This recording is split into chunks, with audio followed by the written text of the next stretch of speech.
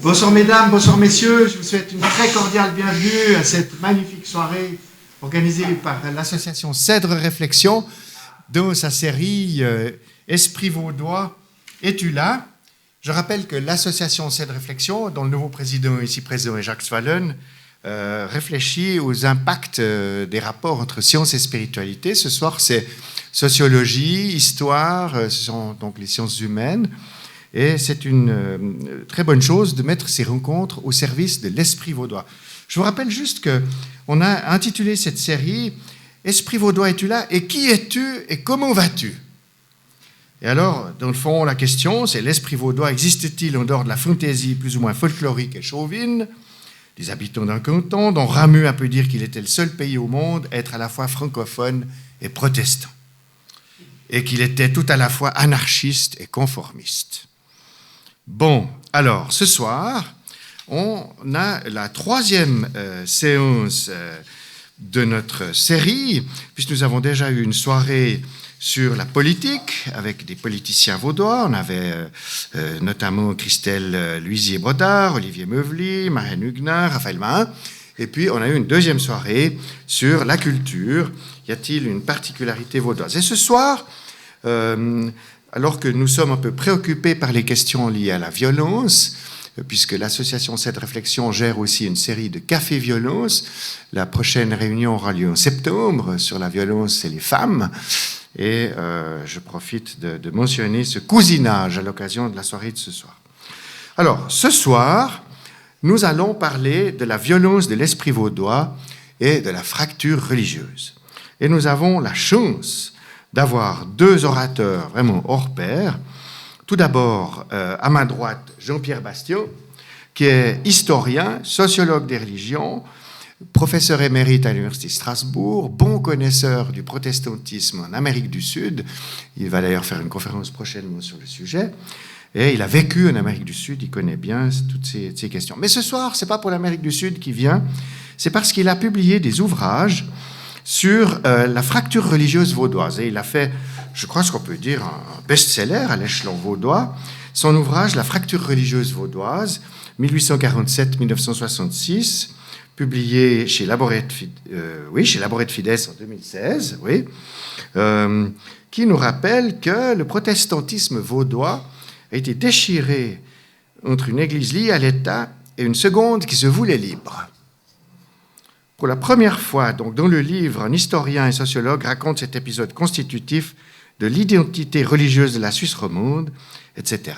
Alors moi, je me rappelle bien de tout ça parce que je suis d'origine libriste et en 1966, quand il y a eu la fusion, mon grand-père, qui était un vieux libriste, il était effondré, il a réuni toute la famille, tous les cousins, il a dit il y a une catastrophe. Et moi, j'avais 11 ans, donc je n'avais pas saisi l'ampleur du drame. Mais je vais effectivement introduire le propos de Jean-Pierre Bastien autour des détails de cette aventure. Parce qu'il a écrit un premier livre, donc, mais aussi un second sur le même sujet, qui est sorti en 2021, cette fois, qui, avec deux autres auteurs, Christian Gross et Sarah Scholl, un livre qui s'intitule « Les fractures protestantes en Suisse romande au XIXe siècle ». Et j'ai réalisé, en discutant avec lui, parce que c'est un vieil ami, on se rencontre sur les quais de Lutry. Par exemple. Il nous est arrivé de boire un verre de blanc. Ce n'est pas impossible. Et Jean-Pierre est un érudit, un grand humaniste. Et je crois que son regard sur cette page d'histoire qui a été passablement occultée va vous passionner. Vous verrez qu'on a frisé la guerre civile, qu'on se tapait sur la tronche à la sortie des églises.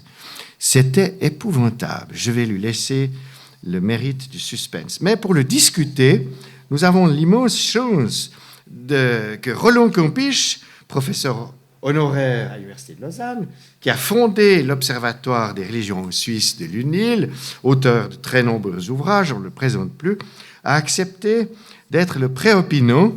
Alors, je sais qu'ils sont de bons amis, mais j'espère qu'ils vont quand même se disputer un peu. Et Roland aura la mission de susciter un débat avec la salle. Le timing est le suivant. Jean-Pierre va s'exprimer pendant une grosse demi-heure, 40 minutes.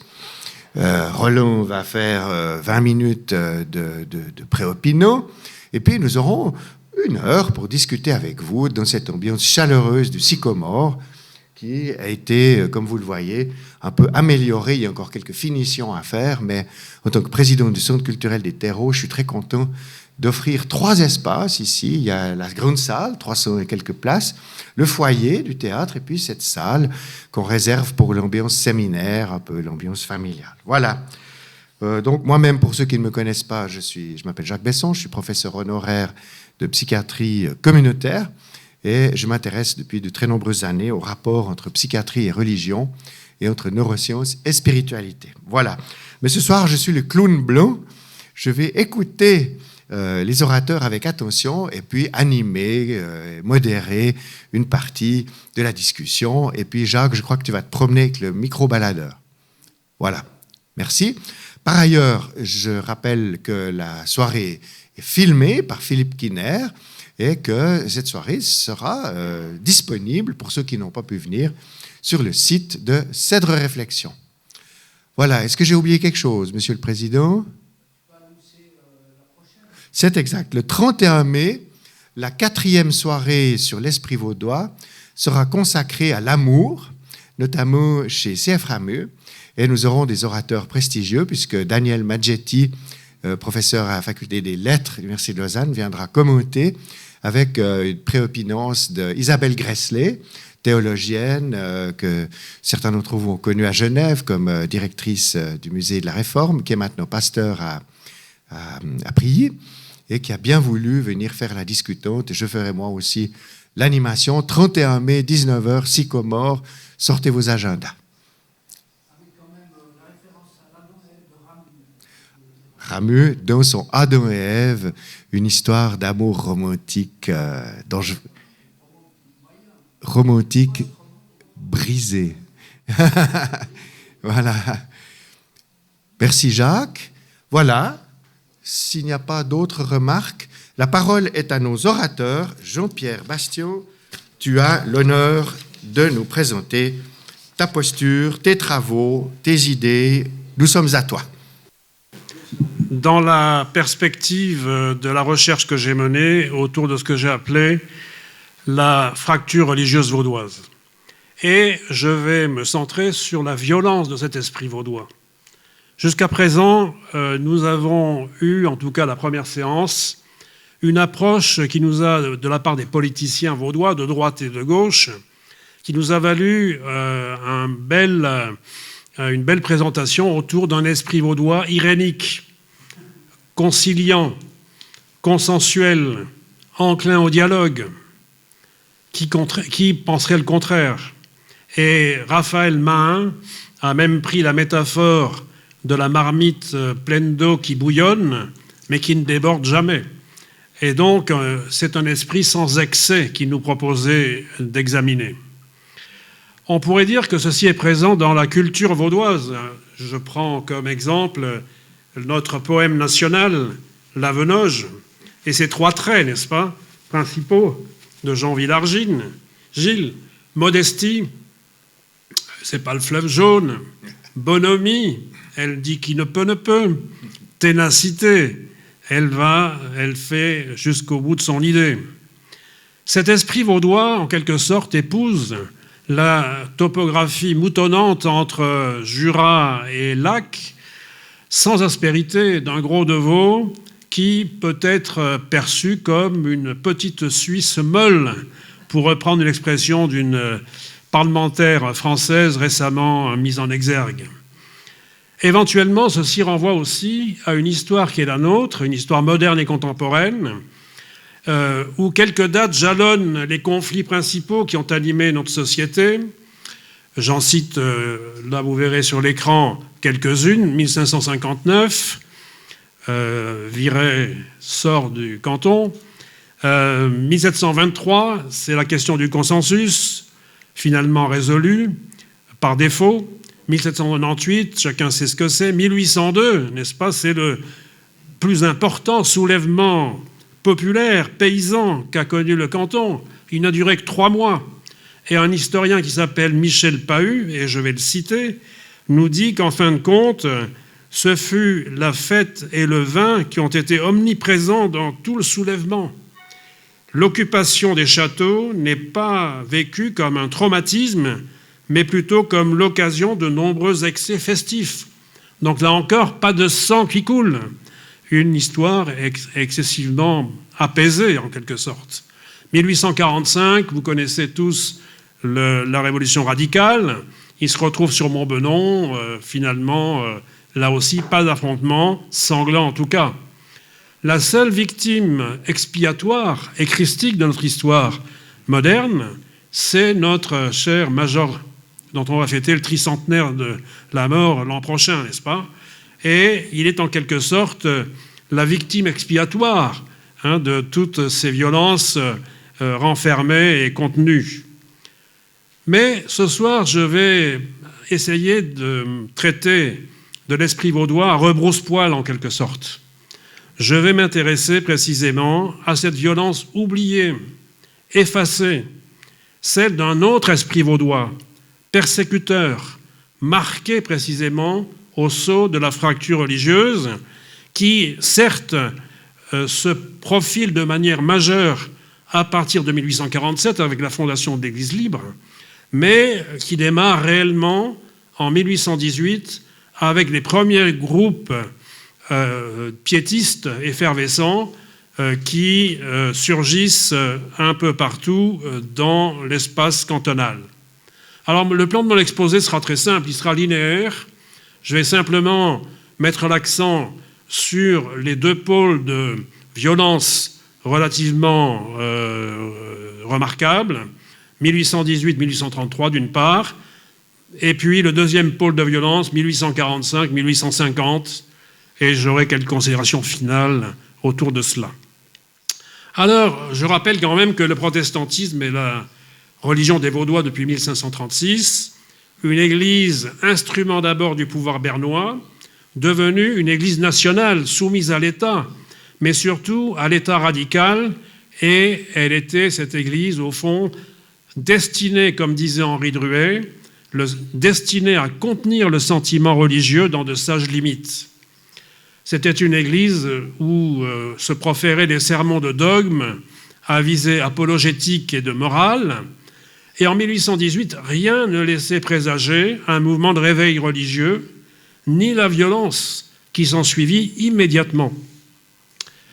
Alors, ce marqueur de la violence est tout à fait intéressant à relever, et je dirais que c'est une violence linguistique qui va s'exprimer au travers du terme qui a secoué les Vaudois, en tout cas tout au long du XIXe siècle, l'injure par excellence, être traité de mommier. Ce substantif mommier a perdu sans doute son pouvoir évocateur. Il est tombé en désuétude aujourd'hui et ne fait guère plus sens. Pourtant, il a stigmatisé durant longtemps les minorités religieuses dans les cantons protestants de Suisse romande et surtout dans le canton de Vaud. Il est né à Genève en 1818 pour traiter du groupement religieux autour de César Malan, mais très rapidement il s'exporte du côté vaudois et il va désigner partout à dénoncer les comportements réveillés plus ou moins exaltés. Je rappelle que le terme de momerie dans le français du XVIIIe, c'était l'équivalent d'une mascarade. Et en quelque sorte, ces réveillés apparaissaient comme précisément des acteurs de mascarade. Alors, ce substantif, en quelque sorte, s'est développé et il est un marqueur de la violence dont on parle. Il surgit dès le départ et il ne cessera d'être, disons, appliqué aux dissidents jusqu'au début du XXe siècle. Et pour preuve, le Nouvelliste vaudois, en 1831, nous dit clairement ce mot de mommier si magique dans notre pays quand on se propose de soulever les passions.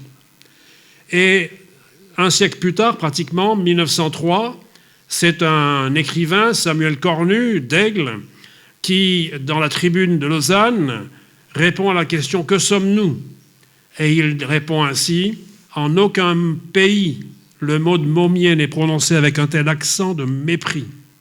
Je crois même que nous avons créé le mot avec la chose, car ce curieux peuple vaudois est l'auteur responsable de l'un et de l'autre.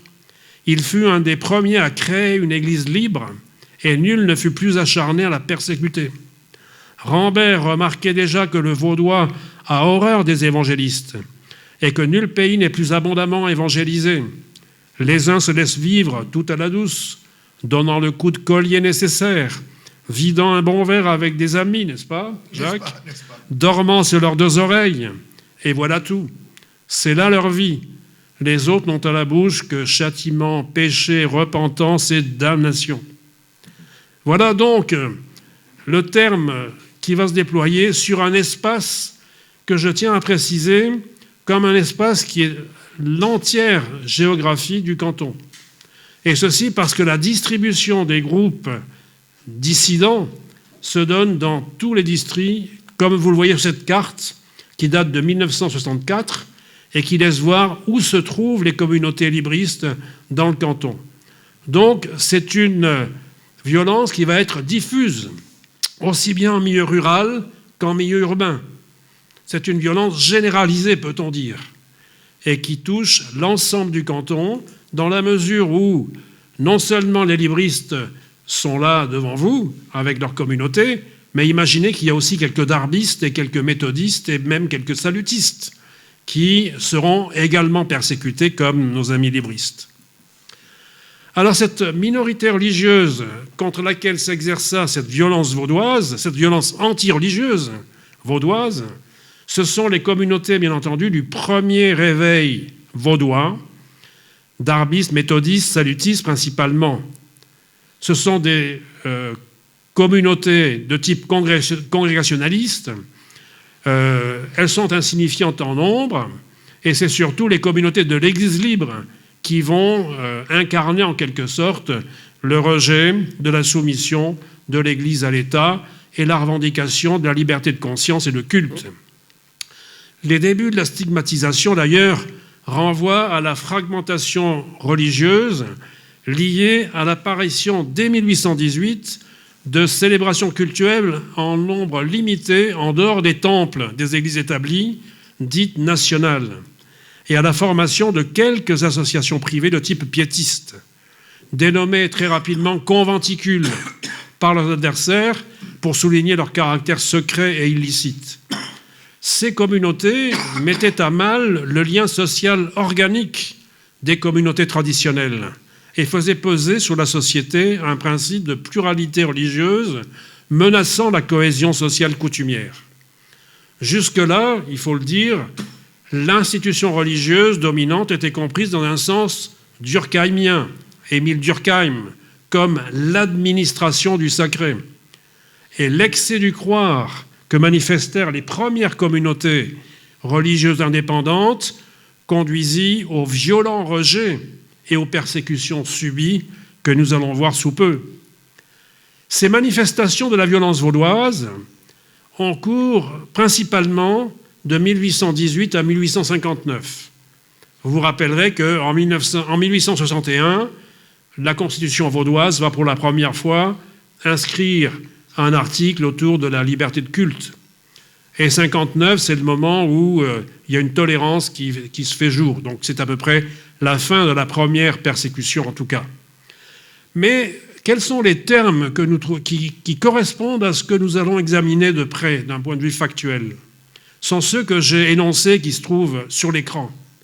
Lynchage, charivari, menaces, insultes, huées, actes blasphématoires, lapidation, clandestinité, répression étatique, emprisonnement, exil et bannissement, attaque de cure et de domicile, persécution, dispersion au canon à eau, déportation, condamnation pour délit de prière et de culte, ostracisme, dénigrement, raillerie. N'en jetez plus, dirais-je, n'est-ce pas ? Mais tous ces termes, nous allons voir dans quoi ils se manifestent. C'est une violence continue. C'est important aussi de le signaler, ce n'est pas une violence sporadique qui aurait eu lieu dans certains districts où les mômiers seraient plus présents qu'ailleurs. Elle est continue entre 1818 et 1861, avec les pics d'intensité que que j'ai signalés. Mais je répète, ce que je vous expose là, ce n'est pas, pour l'instant, on n'a aucun travail, et je reviendrai là-dessus, d'historien sur ce phénomène-là.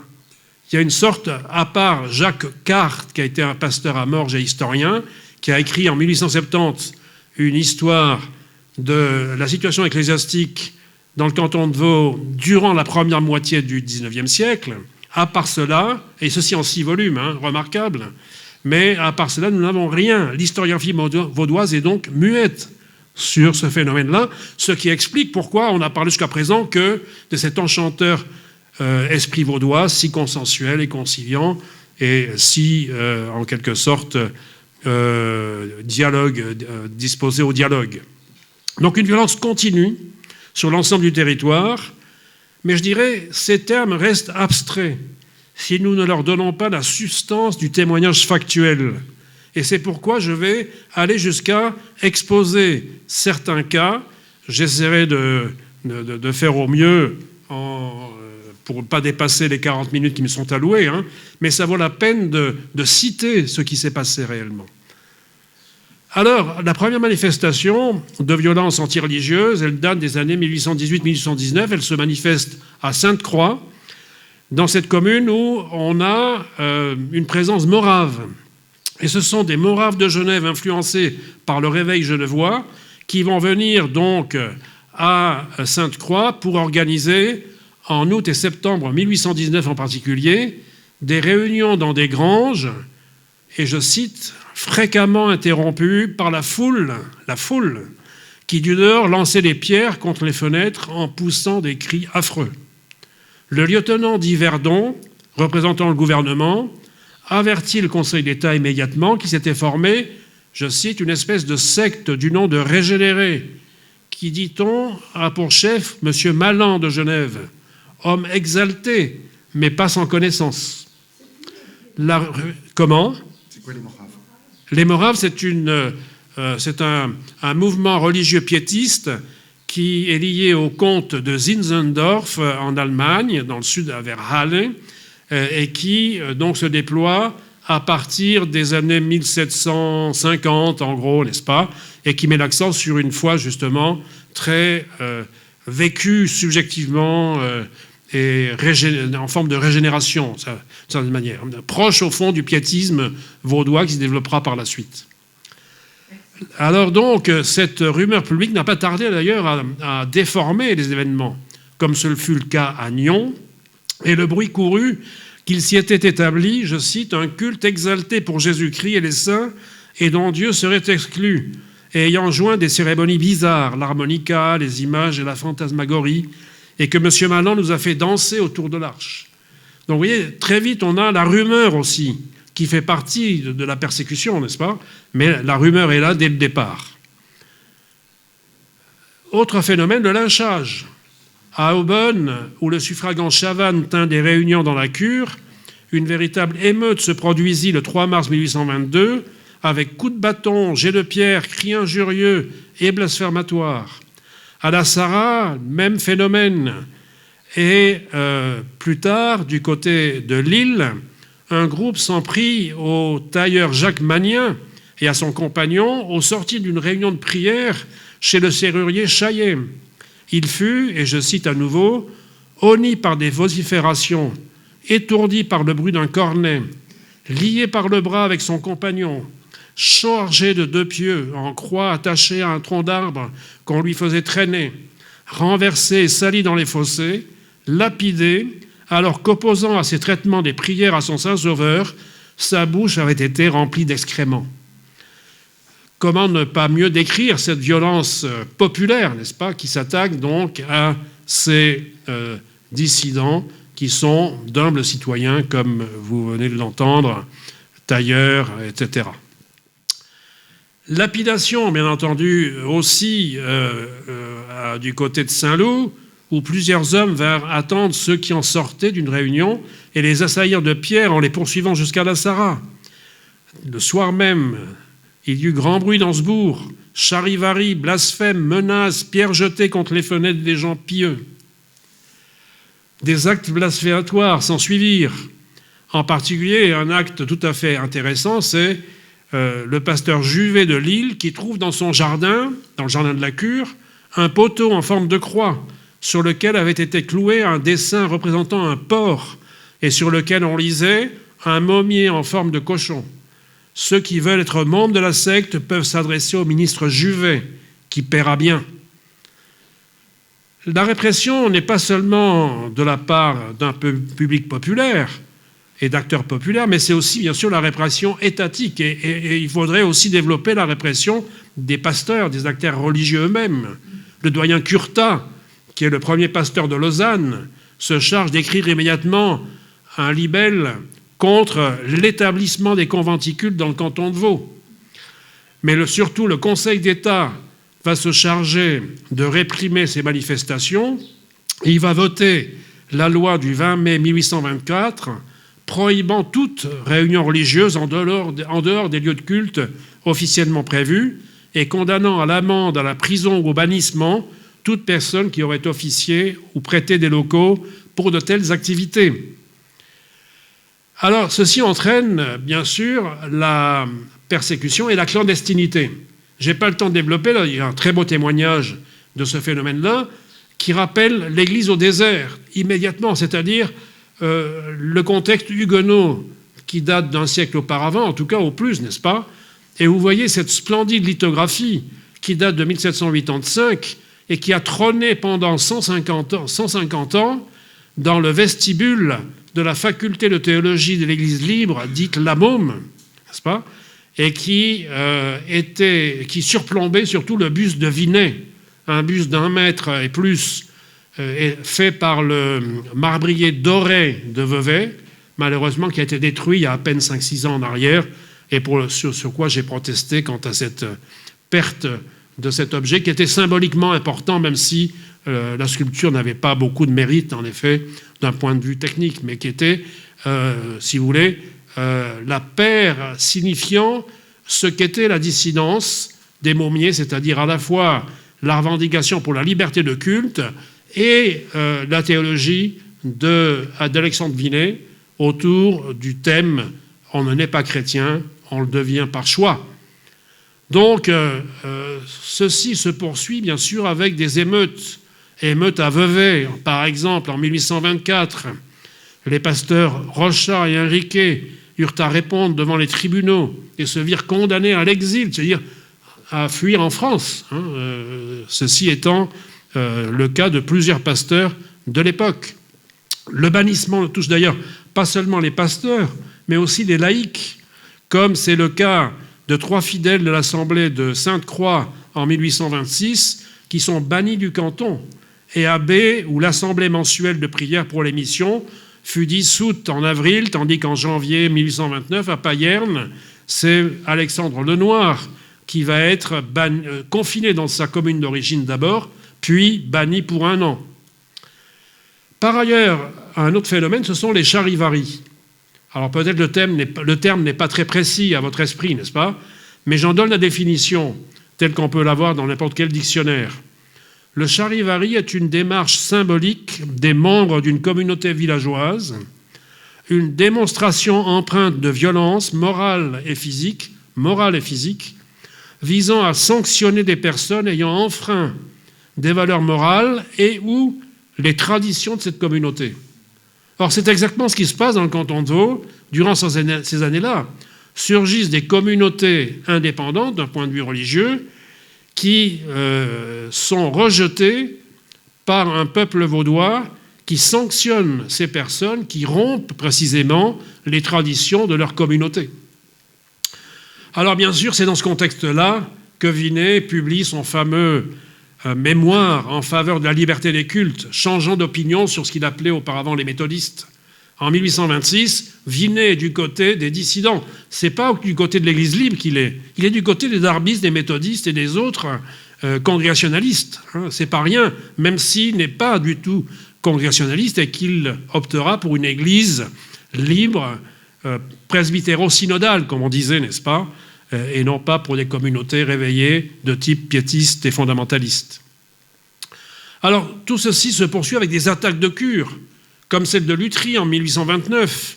La porte d'entrée est enfoncée, 64 vitres brisées, un quintal de pierre lancé. Mais après avoir brisé portes et fenêtres, les assaillants tentèrent sans succès de s'emparer de la pompe à feu afin d'inonder la cure. Tout ceci avec la complicité passive des autorités. Très important, hein, la complicité passive des autorités durant ces 50 ans jusqu'en 1861. Les attaques à domicile et coups de feu sont fréquents, comme à Vevey en 1829, au château de l'Aile, ou à Oron, où 2 coups de feu sont tirés contre le pasteur Paul Monneron en 1829, d'assez près et du milieu du village, de telle sorte qu'une des balles a traversé la porte d'entrée de la cure. Une autre émeute significative, c'est celle de Vevey en 1833, en pleine fête des vignerons. Évidemment, les Mômiers condamnaient la fête des vignerons comme païenne, mais en échange, cela leur valut une persécution phénoménale, et surtout, donc, l'envoi de 3 compagnies de gardes vaudois venues de Lausanne, envoyées pour établir l'ordre et terminer une affaire qui s'acheva devant le tribunal. Il faudrait raconter tout le détail, n'est-ce pas, de ces persécutions, où on voit les Veveysans poursuivre les dissidents jusqu'à Corzo, où ils se réfugient, etc. Donc on a là un phénomène qui est tout à fait remarquable dans la mobilisation populaire qui, là, s'engage dans une persécution active et violente. Dans tout ce que je narre en ce moment, il n'y a pas une goutte de sang, particulièrement, enfin, il y a quelques égratignures, etc. Mais en tout cas, il n'y a pas de mort, n'est-ce pas ? Heureusement, sans doute, mais la violence est tout aussi manifeste, évidemment, sans conduire à la mort. La violence s'accentue encore avec la fracture religieuse de novembre 1845, qui suit la révolution radicale du 14 février. Alors, je ne vais pas m'étendre là-dessus, vous lirez ça dans mon livre sans aucun doute, si vous ne l'avez pas déjà lu, mais vous savez que suite au mois d'août 1945, où les pasteurs sont obligés de lire en chair un document du Conseil d'État demandant qu'ils lisent la nouvelle Constitution, en gros, la Constitution radicale, n'est-ce pas ? 43 d'entre eux refusent et sont condamnés, ce qui entraîna immédiatement, enfin quelques mois plus tard, le 11 novembre 1845, dans l'hôtel de ville de Lausanne, n'est-ce pas, la démission des 2/3 des 225 pasteurs du canton. C'est pas rien. Les 2/3 des pasteurs du canton démissionnent à ce moment-là. Suite à cela, la violence croît. Par exemple, avec la dévastation de l'oratoire de Cuilly en février 1845. Les bancs sont brûlés sur la place d'Armes. Les rideaux ont servi de trophées sur les arbres de liberté des villages voisins et sur les drapeaux des émeutiers, rapporte François Neff. Ailleurs, c'est la dispersion à la pompe à feu.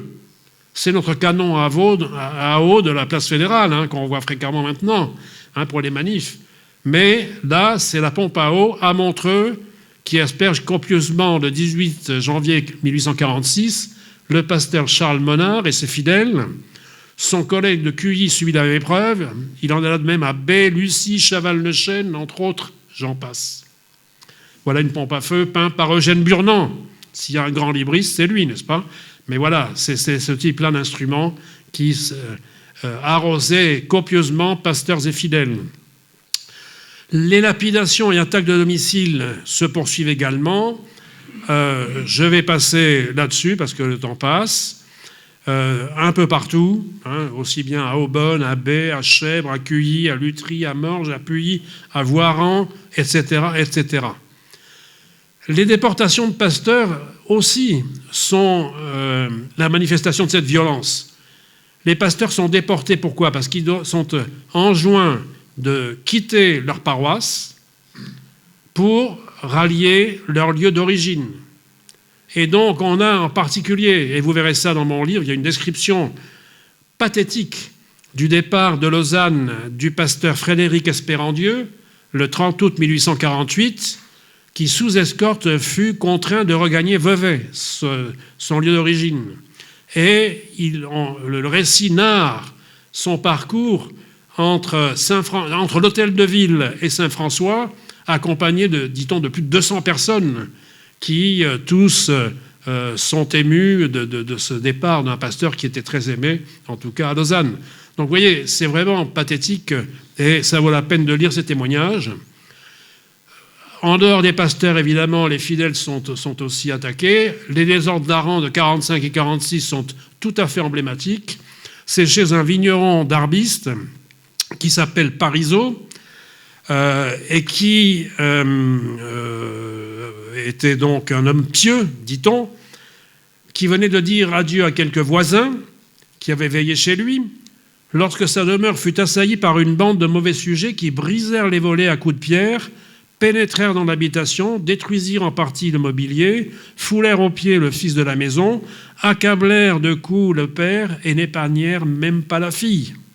Ça, c'est Charles-François Girard qui narre cela. Girard, professeur de français à Bâle, successeur de Vinet à l'université de Bâle. Alors, au fond, tout ceci a éveillé l'attention des contemporains, bien entendu, non seulement, évidemment, au niveau vaudois, mais aussi au niveau international. Et là, on a cette lettre de Marc Mousson. Marc Mousson, c'est un ancien chancelier de la Confédération qui écrit à l'ambassadeur anglais en décembre 1847. Et Mousson est issu du mouvement du Réveil aussi. Il était morgien. Il a appartenu, enfin sa famille en tout cas, au deuxième réveil, je veux dire, libriste de Morges. Et il nous dit ceci de l'état du canton de Vaud en 1847, à la fin 1847. Le canton de Vaud, naguère un des plus heureux de la Suisse, présente aujourd'hui un spectacle étrange, dont l'Europe s'indigne parce qu'elle y voit le plus sanglant outrage fait à la justice et la raison, aux lumières et à la civilisation de notre siècle. On ne devait pas croire que l'intolérance religieuse poussée jusqu'à la persécution fût encore possible. Et cependant, une partie nombreuse et très estimable du peuple vaudois en fait la douloureuse expérience. La honte pour le pays égale la souffrance qui pèse sur les âmes. Alors, vous voyez, les choses sont dites très clairement, n'est-ce pas, de la part d'un des grands vaudois, disons, du XIXe siècle. Autres délits qui sont persécutés, et là je trouve ça assez fascinant, les délits de culte et de prière. Au fond, je ne vais pas développer cela parce que le temps passe, mais vous voyez là le procès, n'est-ce pas, qu'on trouve intenté par le Conseil d'État du canton de Vaud à messieurs Descombats et Berthoud, ministres de Jésus-Christ, pour délits de prière et de culte en 1849. Il faut analyser ces délits. Et souvent, les pasteurs sont condamnés à l'amende. Évidemment, ils ne sont pas emprisonnés, mais ils sont condamnés à l'amende. Les persécutions se poursuivent aussi, n'est-ce pas, au-delà de 45 et au-delà de 49 et 59. Partout, nous dit un témoin, dans les villes, mais peut-être plus encore dans les villages, il fallait une volonté ferme et persévérante pour rompre les entraves que dans les familles on mettait à la manifestation de la foi, pour surmonter les difficultés de parvenir au lieu de réunion, pour supporter les huées ou les sifflets des gens attroupés, ou encore les mots piquants et les reproches des parents ou d'amis dont on attendait mieux. Vous voyez la vindicte sociale sur le groupe de persécutés qui néanmoins continuent à fréquenter leur lieu de culte, etc., et à témoigner de leurs options. Alors, 1859, c'est la liberté de culte, en 61 en tout cas, mais ce n'est pas la fin de la violence qui prend une forme beaucoup plus subtile. Alors, bon, si vous voulez aussi, pour rappeler, les chapelles libristes qui s'opposent au temple national n'ont pas le droit d'avoir des clochers. Les pasteurs libristes n'ont pas le droit de revêtir la robe pastorale. On me dira si je me trompe, la robe pastorale, mais sont en tenue civile. Donc ce sont des éléments, des lignes rouges à ne pas franchir qu'en quelque sorte l'administration met en place. Mais aussi on a les railleries et les dénigrements qui perdurent. Et je vous invite à lire les romans de Jules Besançon, en particulier le Veau d'Or, Esquisse de mœurs dissidentes, publié en 1868, où il décrit le dissident sur un ton sarcastique et totalement dénigrant. Comme ils font contraste avec l'allégresse générale, ils passent roides et sévères. Leur figure semble allongée par les macérations. Leur œil n'a plus de pupille. Un sourire qui n'a rien d'humain élargit leur bouche et la fait paraître encore plus dédaigneuse. Ce sont les fidèles qui vont au local. Ils sont chrétiens, et à leur avis, seuls chrétiens. Je ne saurais m'expliquer autrement leur sourire. Ils rappellent celui de l'ange qui, dans Milton, contemple, en volant au-dessus de l'abîme, les sombres profondeurs du séjour infernal. Cette violence, donc, que je viens de décrire, mais sans être exhaustif et en prenant que quelques exemples, mais je répète, dont il faudrait réellement analyser la teneur et les logiques au niveau des communes, des groupes qui s'affrontent, des réseaux de familles, parce que derrière, il y a toute la structure sociale qu'il conviendrait d'analyser, et bien entendu, les intérêts économiques qui sont aussi derrière. Mais comment comprendre cette violence populaire ? Eh bien, je dirais que plus fondamentalement, en se réunissant en dehors des lieux et des temps cultuels autorisés, les Mômiers brisaient le principe d'autorité paroissiale à la base du vécu religieux et social populaire. Circonscription géographique, institutionnelle et symbolique, la paroisse couvrait alors la totalité de la vie et encadrait l'activité sociale. Devenir donc mômier, c'était s'abstraire du système politico-religieux holiste et le mettre en question en optant pour le libre choix en matière d'opinion et pour la liberté de culte. Il y avait là, bien sûr, source à subversion. Alors, ce rejet vaudois du réveil religieux, il fut évidemment porteur d'une haine violente et les témoignages abondent. C'est une bien triste histoire, vous en conviendrez. On ne peut néanmoins s'en tenir à la simple résignation formulée de manière provocatrice par Juste Olivier. Je le cite, c'est une triste histoire que c'est de notre cher pays. Il n'a aidé ni Viré, ni Vinet. Allons boire un verre. C'est la fin finale et le résumé de tout ici. Pour conclure, comme on dit au quart d'heure vaudois, pour conclure, je dirais, je résume, il s'agit d'une violence populaire, d'une répression continue, entre 1818 et 1859 en tout cas. Deuxièmement, c'est une violence polymorphe. Vous en avez eu quelques aspects. Troisièmement, c'est le conflit le plus long de l'histoire vaudoise. Il n'y en a pas d'autre aussi long. Il n'y a aucun conflit qui dure 40 ans de violence. Tout ce que j'ai cité, les dates emblématiques, c'est quelques semaines ou quelques mois au maximum. Et ce qui surprend l'observateur, c'est une historiographie totalement muette. On s'intéresse du côté de la faculté d'histoire ou de théologie aux brigands du Jorat, aux sorcières qui sont à la mode, etc., etc. Mais nos braves libristes et autres dissidents, personne ne s'y intéresse dans les milieux de la recherche universitaire. C'est pourquoi, comme a dit mon cher ami Jacques, mon livre a été une sorte de best-seller.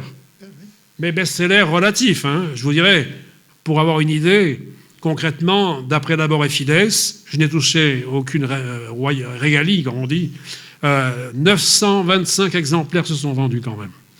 Ce qui est pour un livre d'histoire sociale et politique est quand même intéressant de remarquer, mais surtout, je pense qu'il y a un public qui s'y est retrouvé aussi.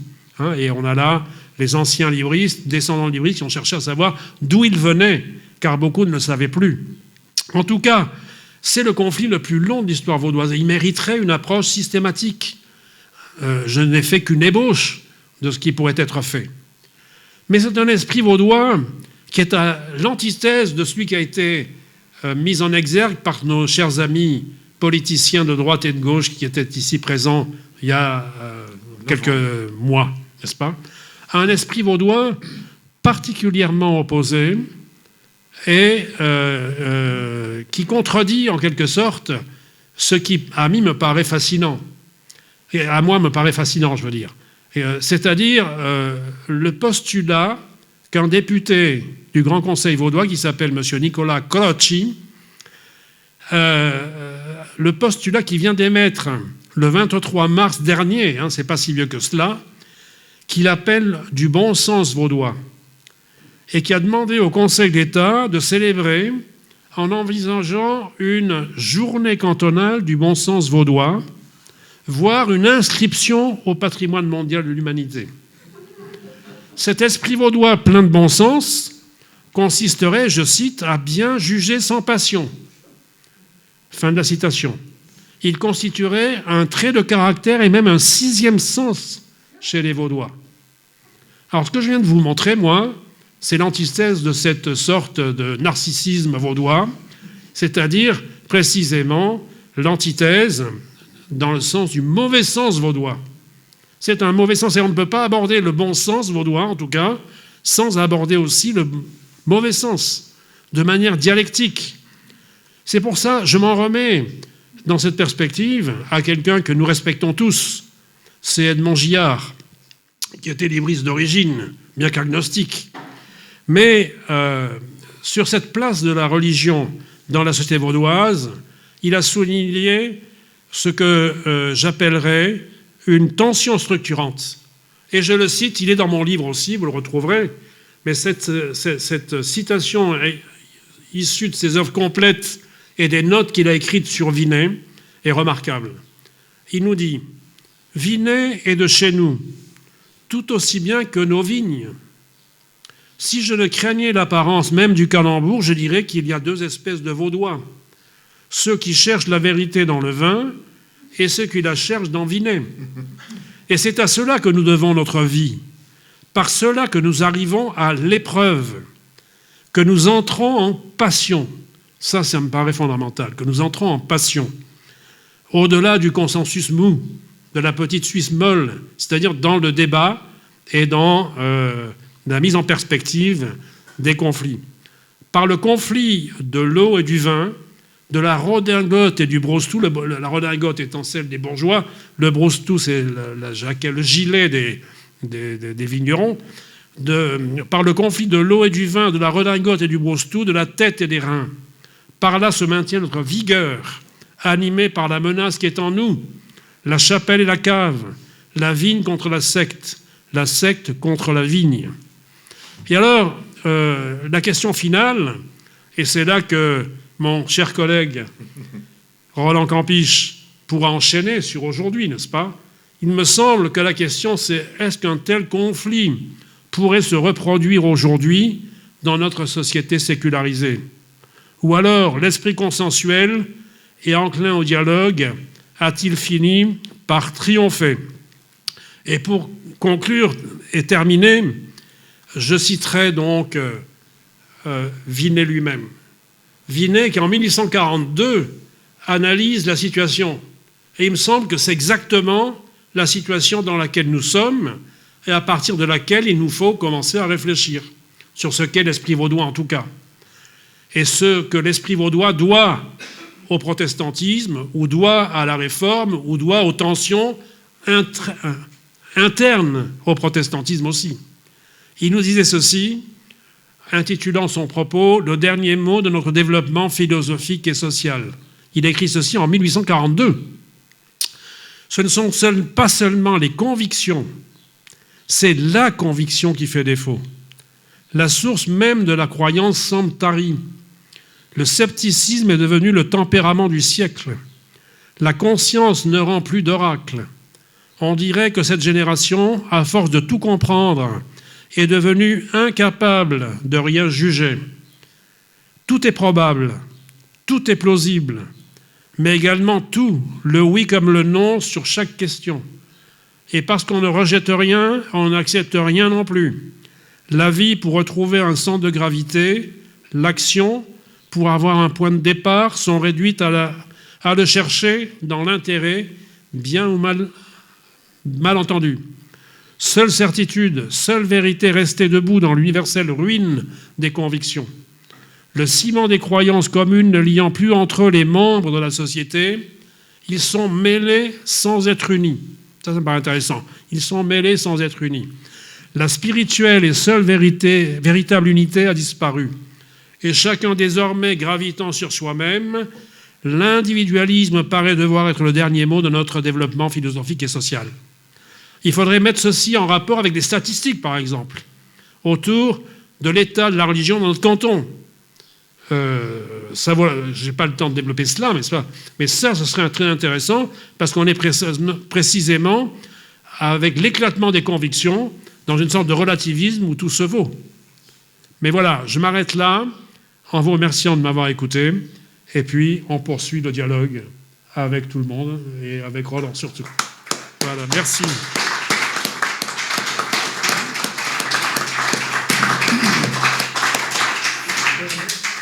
Merci infiniment, cher Jean-Pierre Bastian, pour ce tableau époustouflant dont j'ignorais la plus grande partie avant de lire ton livre.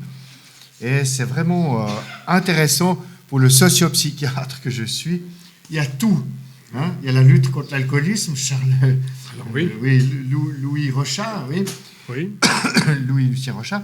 Il y a toutes ces questions autour aujourd'hui du vide existentiel que tu soulèves dans la dernière déclaration de Vinet, qui est la source des maladies de civilisation. C'est pas pour rien qu'aujourd'hui on essaye de travailler sur le spiritual care et que ça devient même une des colonnes vertébrales du rétablissement, mais même au CHUV. Donc tout cela est d'une modernité incroyable.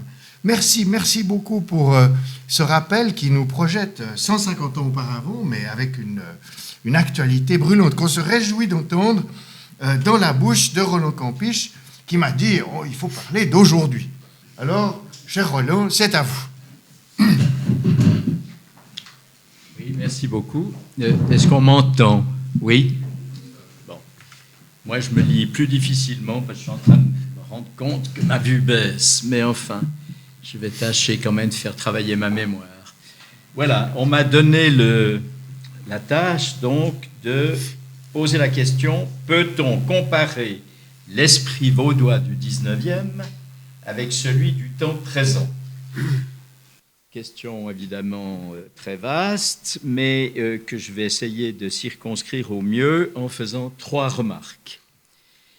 La première de ces remarques, c'est d'abord pour saluer l'immense travail d'investigation qui a été mené ces dernières années, soit par Jean-Pierre Bastian, concernant en particulier l'Église libre, soit par toute une série d'historiens romans qui ont récemment organisé un colloque, n'est-ce pas, sur les fractures protestantes au XIXe siècle, et qui, à mon sens, sont d'un apport extrêmement bienvenu, parce que, comme je vais essayer de l'expliquer, à bien des égards, on ne comprend pas le XXe siècle religieux sans avoir une connaissance du XIXe. Je m'explique. La première chose, au fond, qu'il faut mettre en évidence, et c'est quelque chose que nous avions déjà rédigé, écrit, publié en 1992 dans un bouquin qui s'appelle « Croire en Suisse », qui est certainement à votre chevet dans toutes les maisons vaudoises, n'est-ce pas? Ça, difficile de penser autrement. Mais oui, encore un best-seller, oui, ça a paru à l'Âge d'Homme à l'époque.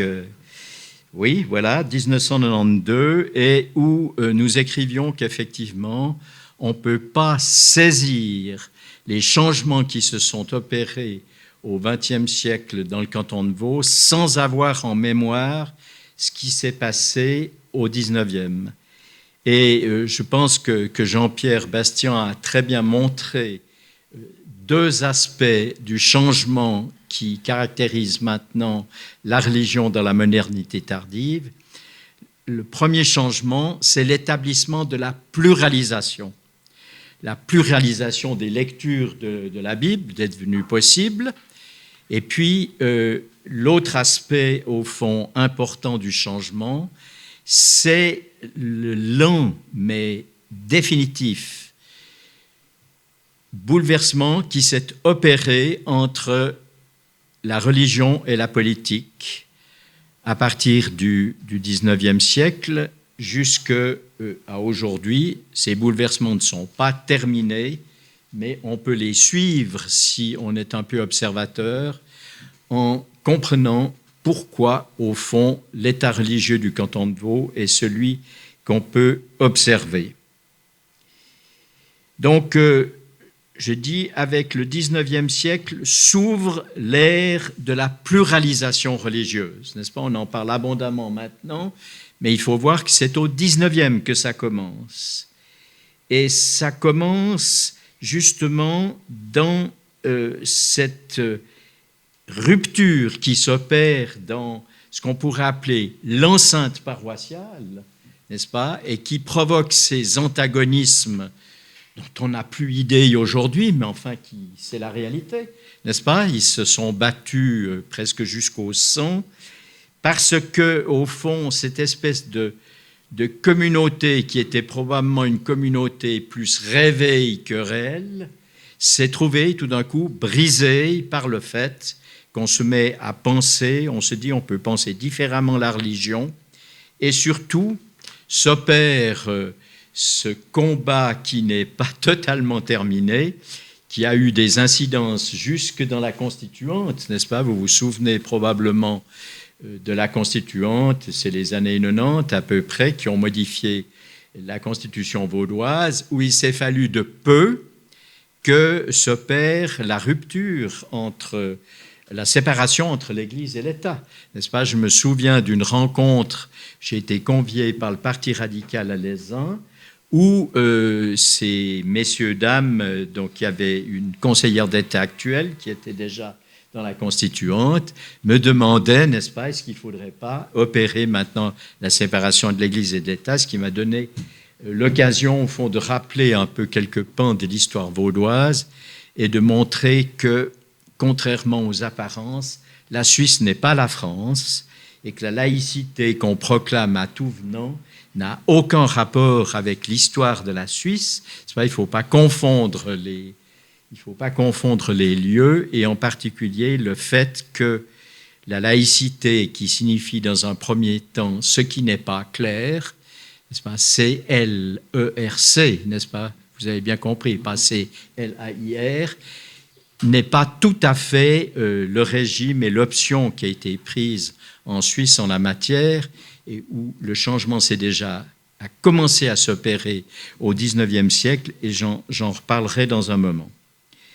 Donc, ce qui frappe au XIXe, c'est cette rupture de ce qu'on pourrait considérer comme une espèce d'unité de façade, d'une unité un peu artificielle, qui tout d'un coup éclate parce qu'on se rend compte qu'on peut lire la Bible différemment, et parce qu'aussi le politique prend une emprise très grande sur l'Église, comme on l'a vu en 1845, n'est-ce pas, au moment où apparaît l'Église libre, une emprise qui va peu à peu s'effilocher au fil des décennies pour en arriver aujourd'hui à un minimum qu'on pourra discuter si vous le souhaitez.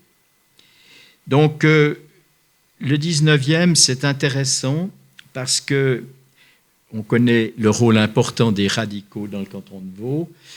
Les radicaux ont eu une influence énorme sur la vie religieuse au 19e. Mais ce qui est intéressant, ce n'est pas seulement le canton de Vaud, c'est valable aussi bien pour Neuchâtel que Berne et que pour Genève. En particulier, ce qu'on ignore, c'est qu'au milieu du XIXe siècle, n'est-ce pas, dans tous ces cantons, le pouvoir radical a cherché à démocratiser le protestantisme en introduisant dans les conseils paroissiaux les laïcs. N'est-ce pas? Il y a là une intervention de l'État qui est très importante et qui a des incidences encore jusqu'à aujourd'hui et qui marque au fond le poids que le politique, en particulier le politique radical, a eu sur le sort du protestantisme, parce que c'est évidemment surtout par rapport au protestantisme que ces interventions se sont faites et qui ont des incidences jusqu'à aujourd'hui. Et vous le savez ou vous ne le savez pas, vous avez peut-être ça sur votre table de nuit, c'est possible. Nous avons sorti dans les années 90 un ouvrage qui s'appelle « L'exercice du pouvoir dans le protestantisme », qui repose sur une enquête, je pense que c'est la seule qui existe actuellement, une enquête qui a touché l'ensemble du protestantisme francophone par rapport à la question de l'exercice du pouvoir dans le protestantisme. Et c'est très intéressant de voir dans les données qui ont été récoltées dans les années 90, on voit, c'est là qu'on voit comment l'histoire avance, on voit déjà se profiler aussi partie des changements qui marquent aujourd'hui au XXIe siècle le protestantisme. Je prends juste un exemple parce que ça m'avait beaucoup frappé à l'époque. Cette enquête avait touché toutes les familles protestantes qui existent, calvinistes, luthériennes, évangéliques, etc., et qui avait touché les responsables de ces églises. Et dans le cadre de cette grande enquête qui a touché 2700 personnes, je le répète, c'est quand même un chiffre pas moindre, nous avions posé la question de savoir quelles étaient les priorités dans la prédication qui devait être suivie au XXe et au XXIe siècle. Et c'est intéressant de voir que toutes les tendances théologiques de l'époque que j'ai énumérées s'unissaient pour dire qu'il fallait parler moins du péché.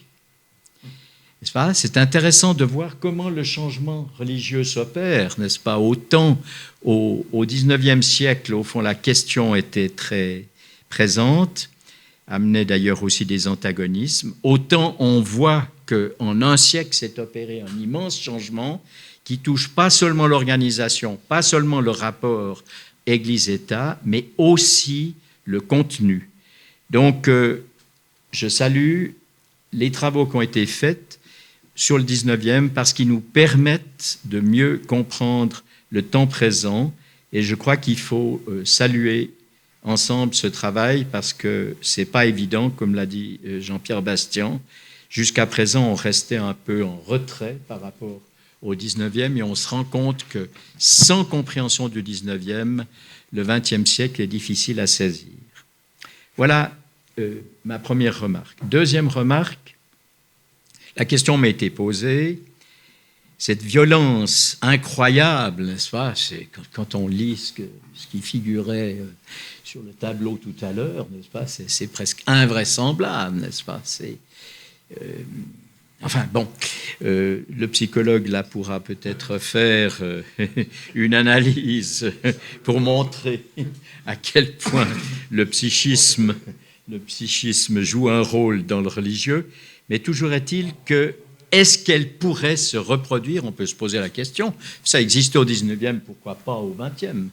Alors je crois que là, il faut essayer de voir les choses à la vaudoise. N'est-ce pas ? Je vais vous donner d'abord une réponse à la vaudoise, prudente, qui n'est pas forcément du bon sens, mais je vous dis tout de suite, il y a peu de chances que ça se répète. Pourquoi ? Parce que notre rapport au religieux a totalement changé du 19e au 20e et que, n'est-ce pas, en quelques décennies, si vous regardez, le sort du terme religion et religieux. J'entends, c'est très perceptible. On n'ose plus parler aujourd'hui de religion, n'est-ce pas ? Ça fait vieillard, enfin, ça fait dépassé. Qu'est-ce qu'on a remplacé ? On l'a remplacé par spiritualité, n'est-ce pas ? Depuis quelques décennies, on lui préfère donc le terme de spiritualité, c'est-à-dire une religion délestée de ses dogmes, qui a distance de l'institution, individualisée et surfant sur la mode. N'est-ce pas ? Les contraintes religieuses sont devenues des contraintes individuelles et plus des contraintes institutionnelles. Et l'on voit là qu'il y a un chemin très important qui s'est opéré. Et on rejoint en se disant la citation de Vinet, n'est-ce pas ? C'est intéressant de voir la perception qu'avait Vinet du changement quand il écrit « L'individualisme religieux paraît devoir être le dernier mot de notre développement philosophique et social ». C'est là peut-être qu'on peut sentir une filiation entre le 19e et le 20e siècle, mais quand même, ça désigne un changement considérable. Cependant, si je dis cela, je dis en même temps, et là je vous prie de prendre encore un deuxième livre sur votre table de nuit, c'est-à-dire l'ouvrage « Les deux visages de la religion ». Ça me permet peut-être de vous dire au passage que depuis les années 80, avec l'appui du Fonds national de la recherche scientifique, on a pu faire tous les 10 ans une grande enquête sur la religiosité et la religion des Suisses, qui a donné un premier livre donc, dont j'ai donné le nom tout à l'heure. Le second s'appelle donc Les deux visages de la religion, et ça dit beaucoup de ce qui est en train de se transformer. Le troisième est dû à mon successeur, qui l'a intitulé La religion de l'ego. Ça dit aussi beaucoup des changements qui sont opérés. Mais ce qui n'a pas changé, c'est le besoin d'un récit religieux. Ce besoin perdure et il faut, je pense, ça nous permet, avec cela en arrière-plan, peut-être de comprendre maintenant les deux nuances que j'aimerais apporter à la réponse donnée tout à l'heure, à savoir que je ne crois pas actuellement à la possibilité d'une répétition de ce qui s'est passé au XIXe siècle en raison du changement qui s'est opéré de notre rapport aux religieux, mais ces deux nuances sont importantes parce que la violence pourrait parfaitement renaître en raison de la présence, et c'est lié avec les grandes migrations contemporaines, d'une forte minorité à la culture religieuse différente, étrangère à la nôtre. Je le dis par analogie un peu avec la France qui se dit laïque, mais qui est quand même, et c'est un accord que j'ai obtenu après une très longue discussion avec une de mes consoeurs sociologues françaises, n'est-ce pas? La France reste peut-être séparation de l'Église et de l'État, mais reste avec une culture catholique dominante, ce qui explique en grande partie les conflits, par exemple, avec les musulmans. Et rien n'empêche que si nous nous trouvons en Suisse dans une situation similaire, le conflit pourrait éclater avec notre culture protestante. Ce n'est pas du tout exclu. Donc, j'amène cette première nuance. Deuxième nuance, très importante par rapport au changement qui s'est opéré par rapport au XIXe siècle et qui s'est lentement avancé dans le XXe siècle, c'est le recul de la transmission religieuse. On voit avec les enquêtes qui sont faites aujourd'hui que maintenant c'est une minorité, particulièrement dans le protestantisme, qui a reçu une éducation religieuse et que ça peut avoir, n'est-ce pas, des conséquences sur la violence au sens où l'ignorance religieuse peut parfaitement susciter des débordements. Donc ces deux nuances me paraissent mentionnables, même si d'un point de vue global, on peut dire qu'il y a peu de chances que le XIXe siècle se répète de la manière dont Jean-Pierre l'a brossé de manière magistrale. La troisième remarque, elle est un peu ironique, je ne le cache pas, mais je pense que c'est peut-être un trait de la culture vaudoise, l'ironie, peut-être plus encore que celui qui était mentionné. J'avoue que quand j'ai lu ce postulat présenté au Grand Conseil visant l'inscription du bon sens vaudois au patrimoine mondial de l'humanité, j'ai pensé que c'était un gag du 1er avril. Bon, si ce postulat avait été formulé dans les années 40, 50, j'aurais pu encore comprendre. C'était l'époque où, pour moi, pendant les vacances d'automne, j'allais chez mon oncle César garder les vaches. Et c'est là que j'ai pu côtoyer, je dirais, le bon sens vaudois, et plutôt, plus que du bon sens, un sens déjà présent, écologique, que cet oncle avait et qu'il m'expliquait en me disant pourquoi il ne faisait pas les mêmes cultures sur les champs d'une année à l'autre parce qu'il fallait laisser reposer la terre. Et quand on se promenait dans la forêt, il m'expliquait « Attention, tu ne passes pas n'importe où parce qu'il ne faut pas que tu écrases les jeunes pousses. » Un oncle qui était, je ne suis plus très sûr s'il était pétabosson ou municipal, mais dont le souci premier était dans son village de maintenir les bonnes relations, la paix sociale, et qui se manifestait justement par un certain bon sens dans l'observation des relations et de la manière de les accompagner. Donc, dans les années 40, 50, ça ne m'aurait pas étonné qu'on parle de bon sens. Mais aujourd'hui, j'avoue que ça me paraît assez étonnant. Et j'essaye de le dire pourquoi, de nouveau par un exemple de terrain. Vous savez probablement tous et toutes que le nombre des gens qui pratiquent, en particulier dans le protestantisme, je ne veux pas parler du catholicisme, pourtant il vit des choses assez semblables, mais les assemblées de fidèles deviennent véritablement très petites un peu partout, et les pasteurs de Saint-Légier, Blonay, s'en plaignent comme partout ailleurs, parce que Saint-Légier-Blonay, l'église de la Chiesa, quand j'étais adolescent, c'était plein, n'est-ce pas? On devait arriver un peu en avance pour avoir de la place. Aujourd'hui, la place est largement ouverte. Si on est une quarantaine, c'est bien le maximum au culte. Et quand ils me faisaient part de leurs soucis, je leur disais, parce que je me promène assez souvent dans ces deux villages de Blonay et Saint-Léger, et je regarde les étiquettes sur les boîtes aux lettres. Je ne sais pas si vous faites... Je vous conseille de faire cet exercice parce que c'est une manière d'observer le changement, n'est-ce pas? Vous n'avez pas beaucoup d'étiquettes où il y a le nom de Carrare, Bolomé ou Desprats, mais vous en avez toute une série avec des Strogonoff, Bolognini, Juarez ou Johnson, et j'en passe.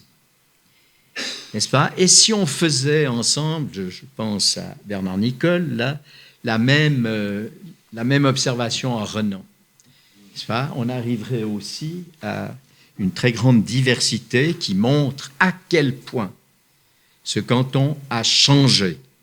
Et que quand on parle d'identité vaudoise, il faut faire un petit peu attention, parce que ce n'est pas tout à fait ce qui s'est dit au Grand Conseil qui me paraît exemplaire de ce qui est le canton de Vaud aujourd'hui. Un des pasteurs de Saint-Légier-la-Chiesa fait une expérience très intéressante qui montre peut-être une voie pour essayer aujourd'hui de saisir le changement important qui s'est opéré. Il a invité successivement pour le culte la communauté de langue allemande, et puis après, il a invité la communauté de langue anglaise, les anglicans. Depuis très longtemps, l'église de la Chiesa était à 2/3 pleine, ce qui veut dire à quel point nous sommes dans une population très mélangée. Peut-être qu'on porte dans cette assemblée des noms bien vaudois. Moi, je suis de Sainte-Croix, mais je pense qu'il faut prendre conscience de l'importance du changement qui s'est opéré et qui doit nous obliger à ne pas peut-être réfléchir en 19e, mais en gens du 21e siècle. Je suis même de plus en plus tenté de penser que cette perspective qui est celle que nous affrontons aujourd'hui devrait nous amener à envisager une nouvelle réforme. Je serais content de vous entendre à ce sujet.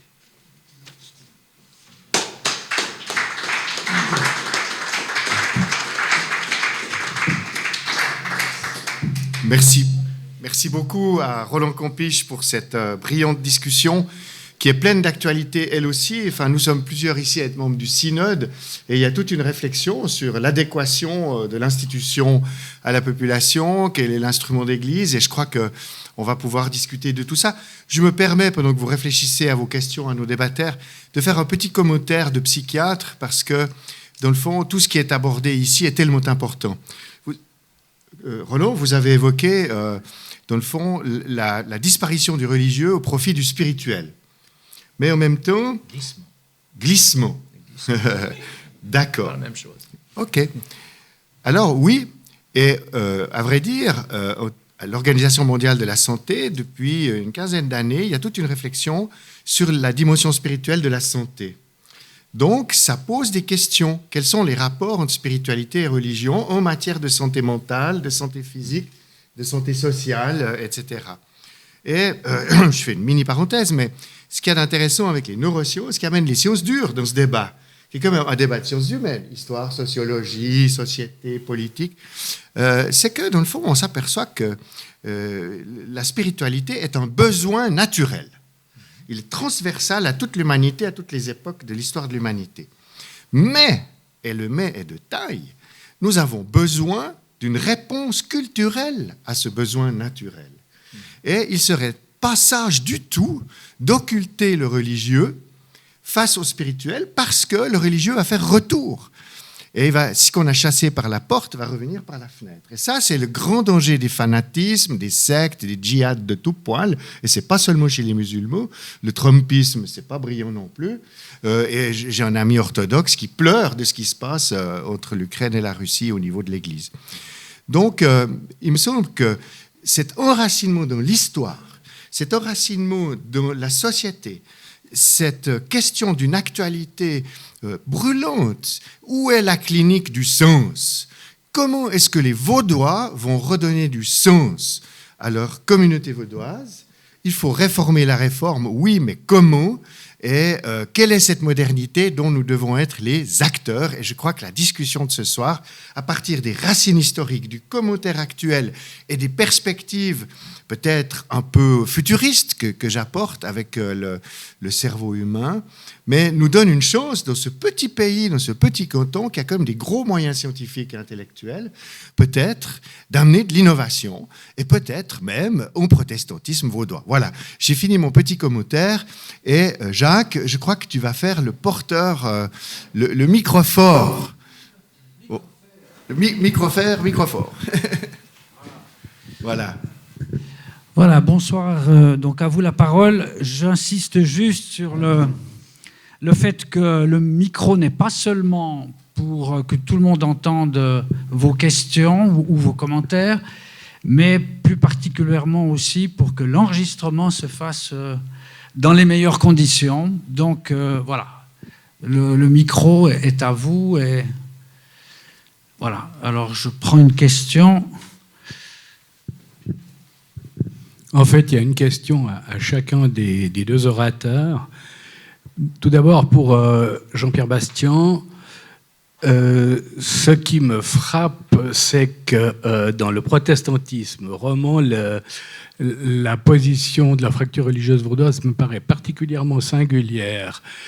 Notamment, je suis étonné que dans un canton c'est peut-être moins évident vu l'histoire, je pense pour tout le monde que c'est assez clair que Neuchâtel ou le Jura bernois n'aient pas été touchés de la même manière, mais Genève, avec son césaropastorisme, si je peux dire, pour faire l'analogie avec le césaropapisme, me semble-t-il encore plus marqué depuis Calvin, n'est pas connu face aux Moraves, face aux évangélistes, etc., la même violence, ou alors je suis mal renseigné, mais j'en ai jamais entendu parler. Et puis une question à Roland Campiche: est-ce que le retour de la violence ne risque pas d'être plutôt para-religieux? Je pense en particulier à ce qu'a révélé la crise sanitaire, où les anti-vax, par exemple, ou même ceux qui étaient covidosceptiques, me semble parfaitement entrer dans le moule de la citation de Vinet sur le refus de toute évidence commune.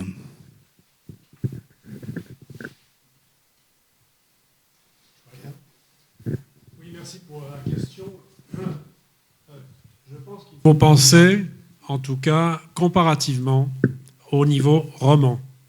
Et vous avez tout à fait raison de souligner le fait que la violence est beaucoup moins exacerbée et aiguë en contexte genevois et en contexte neuchâtelois. Alors, ceci est à explorer, bien entendu.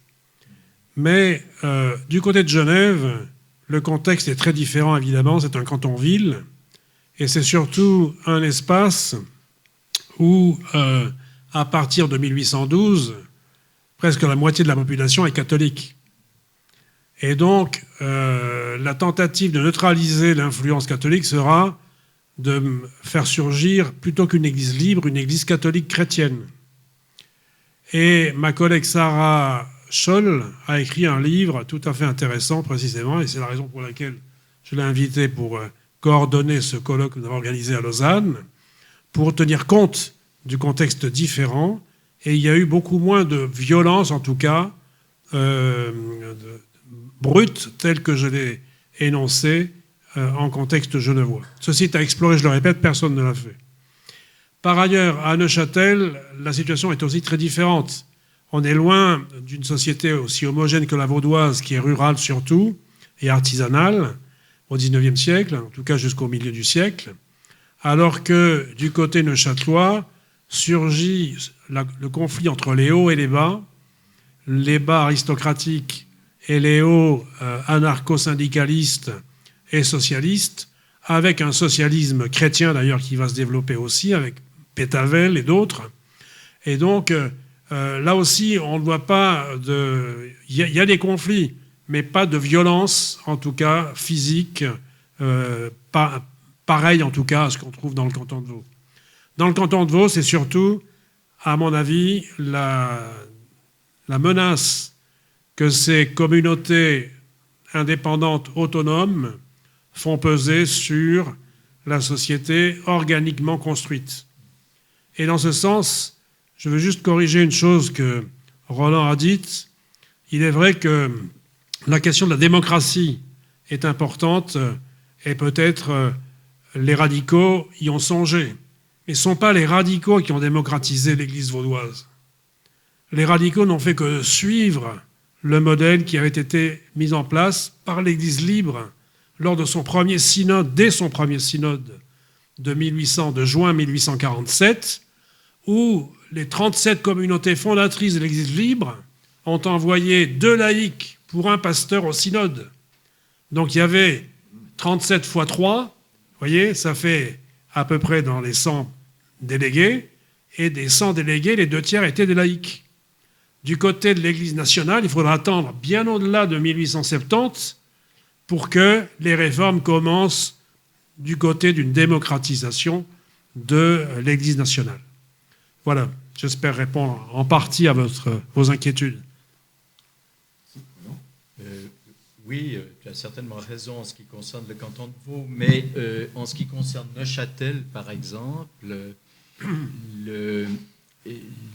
l'intervention du Conseil d'État a été très forte, en ce sens qu'il y avait une haine populaire contre les pasteurs, qui était très forte, n'est-ce pas, en partie, je ne sais plus comment ça s'appelle, la Compagnie des pasteurs, enfin, il y a un nom historique, et qui, dans le cas particulier, en tout cas de Neuchâtel, c'est vraiment le politique qui est intervenu pour les juguler.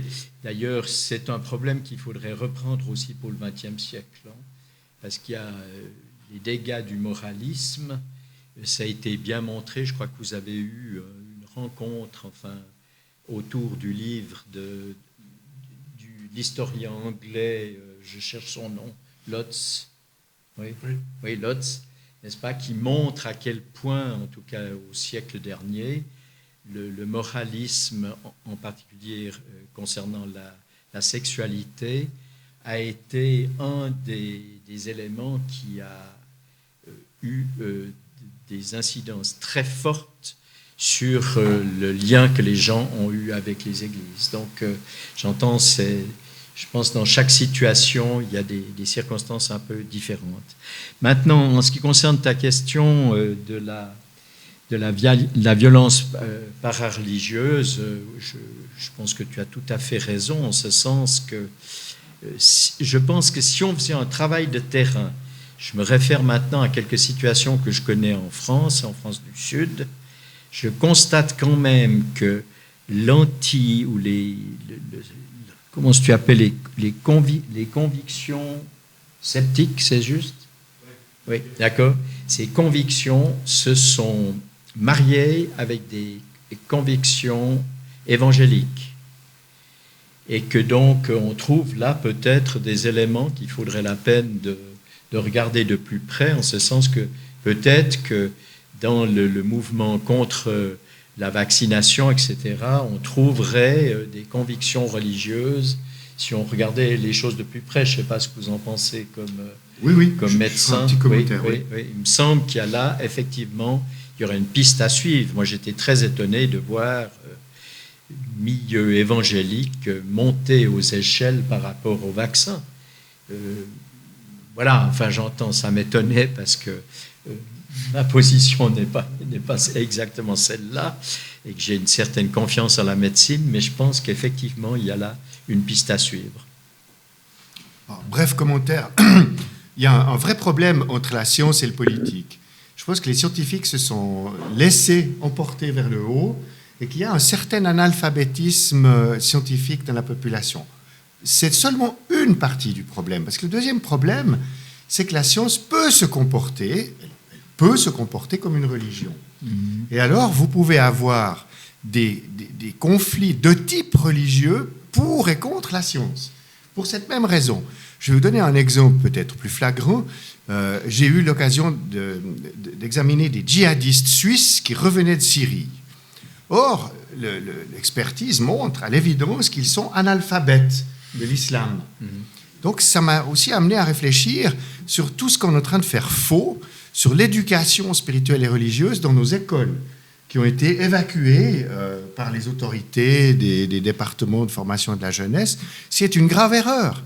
En Allemagne, on demandait à des petits Allemands qui étaient Adolf Hitler, et il y en a un qui a répondu que c'était un sale juif, par exemple. Donc c'est assez inquiétant de voir que cette laïcisation qui peut avoir des tournures réductionnistes nous fait couper l'individualisme spirituel de la communauté politique, de la communauté sociale, et qu'il y a là un grand danger. Et voilà, en tout cas, pour la médecine, c'est très clair. Il nous faut vraiment être plus proche de la population, expliquer ce qu'on fait et peut-être se comporter de manière moins religieuse. Parce qu'il y a eu des aspects de dictature sanitaire pendant la pandémie. Il faut quand même être honnête sur ce point-là. Et ça a attiré les anticorps libristes. On pourrait les appeler comme ça à cette occasion. Qui a levé la main? Il y a une main là. Trois mains. Et quelqu'un a levé la main. Moi, j'ai la lumière dans les yeux. Nous, on est filmés. Je voulais poser une question à Monsieur Bastian. Vous avez présenté, au fond, cette fracture à travers la violence de l'État contre les minorités, conventicules, et ceux qui deviendront l'Église libre par la suite. Et au fond, dans votre discours, mais comme ça, j'avais l'impression que c'était des héros, d'une certaine manière, victimes de leurs bourreaux. Et ce que je voulais dire, simplement, c'est que moi, je me suis intéressé un peu à certains de ces conventicules, notamment les conventicules darbistes, qui ont su exercer une violence symbolique tout à fait extraordinaire, qu'on voit à l'œuvre pas seulement dans les milieux darbistes, mais aussi dans tous les groupes sociaux, quels qu'ils soient. Et j'ai l'impression, au fond, sur la question du vaudois, de l'esprit vaudois, que c'est pas que derrière ce darbiste victime de l'État se cache un vaudois qui sait lui aussi développer une violence pour résister, enfin pour survivre. Et au fond, la question que je me posais secondement, donc à côté de la violence des conventicules darbistes, est-ce qu'il y a au sein de l'Église libre, quelle violence a été exercée au sein de ses membres entre sa naissance depuis 1947 Comment ça s'est passé? Alors bien sûr, ce n'était pas des violences au sens où on l'a vu apparaître dans votre présentation, mais est-ce qu'elle a aussi su développer des violences auxquelles sont soumis tous les groupes, quels qu'ils soient? Voilà, enfin je ne sais pas si c'est clair. Alors, sur la question de la violence des communautés indépendantes, il n'y a pas comparaison possible. Il n'y a pas d'action violente repérable d'un point de vue brutalité physique telle que celle que j'ai énoncée, n'est-ce pas? Maintenant, pour répondre pourquoi est-ce qu'il n'y a pas de violence en général, on pourrait réfléchir s'il y a une violence par rapport à la société, n'est-ce pas? Et quelle violence par rapport à la société exercent ces groupes qui sont des avant-gardes. Et ce que je montre dans mon livre, c'est que les libristes en particulier ont été des avant-gardes au point de vue social, au point de vue esthétique, même dans un sens piétiste, avec les peintres Rivier, Burnand, etc. Mais je veux dire, il y a sur l'alcoolisme, dont on a parlé aussi, n'est-ce pas? Si on veut parler de violence, éventuellement, n'est-ce pas? C'est perçu ainsi par le bon vaudois de l'époque, comme à Lutry, où il y avait un café des singes, qui était un café des abstinents, hein, l'abstinence comme provocation, en quelque sorte. Je dirais moins comme violence que comme provocation, par rapport à la norme, qui est de boire jusqu'à plus soif. Donc, voilà, tout dépend de ce qu'on appelle violence, n'est-ce pas? La définition du terme est à poser en contexte. Maintenant, un autre point que je soulignerai, c'est que, précisément par rapport à la citation de Vinet que j'ai reprise, il dit « c'est l'individualisme qui triomphe dans nos sociétés ». Or, l'Église libre exerce une violence sur la société traditionnelle, précisément parce qu'il impose non pas l'individualisme, mais l'individualité. Et l'individualité, c'est le terme même que Vinet reprend dans ses travaux, dans ses analyses, etc. C'est le sujet régénéré dans le but de transformer non seulement sa propre existence, donner un sens à sa propre existence, mais aussi transformer la société. Et donc on a là la citation aussi classique de Vinet, qui est à Montbenon, de sa statue, c'est « Je voudrais l'homme maître de lui-même pour qu'il soit mieux le serviteur des autres ». Ce n'est pas l'individualisme, hein. C'est l'individualité régénérée qui se transforme en acteur social et qui exerce peut-être une certaine violence sur la société de ce point de vue-là. Mais c'est l'antithèse de l'individualisme contemporain où chacun se replie dans son espace intime et privé en ne considérant pas le bien commun comme un enjeu radical dans les choix éthiques, religieux que chacun est amené à faire ou à ne pas faire, et en exerçant une certaine violence sur la société ou sans l'exercer. Mais évidemment, bon, là on en revient à la définition de la violence. Un bref commentaire de Roland Kopisch. Oui, je me demandais au fond si dans la violence qui est exercée, par exemple, contre les mômiers, il n'y a pas quand même une composante sociale importante qui rejoint ce que vous avez dit par rapport au savoir. C'est pas quand même, les libristes apparaissent quand même comme des gens qui ont une culture, savoir, un niveau social plus élevé. Et si on ne peut pas aussi chercher de ce côté-là des causes de la violence, comme d'ailleurs, comme vous le citez par rapport au problème de connaissance médicale, oui, n'est-ce pas? La haine vient du non-savoir. Donc, c'est un plaidoyer que je me permets de faire pour la formation à la vie durant, n'est-ce pas? Voilà. Incluant spiritualité et religion. Mais bien sûr. Alors oui, il y a toute la question des conflits de classe, d'intérêts sectoriels, etc. Et certes, une partie des libristes sont des libéraux. Il faut bien aussi reprendre le conflit politique, n'est-ce pas, du milieu du XIXe siècle, avec les libéraux qui ne sont pas évidemment forcément libristes, alors que tous les libristes sont libéraux. Et pourquoi? Parce qu'ils soutiennent tous l'indépendance de l'Église et de l'État. Et donc, ils ne peuvent pas accepter le radicalisme. Donc on est dans un... Ça, je le reconstruis dans l'ouvrage en montrant la base sociale du mouvement libriste qui s'enracine aussi dans une tradition huguenote. C'est pas à évincer cette affaire-là. Donc, comme une avant-garde nourrie par les principes de liberté de conscience et liberté de culte, qui certes recrutent dans des milieux cultivés, mais aussi dans des milieux plus modestes. Par exemple, dans le Jura vaudois, par exemple au Pays d'en Haut, par exemple dans des zones plus rurales, du Gros de Vaud, enfin, etc. Donc on est loin d'avoir un mouvement homogène, et certes, ceci crée des tensions au sein même du mouvement.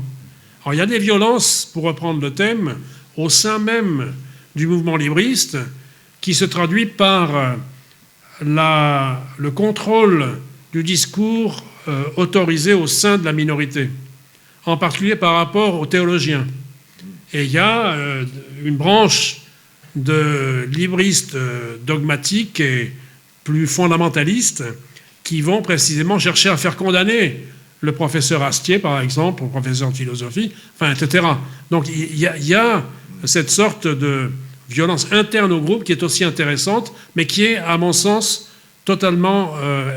elle est très significative, mais elle est marginale.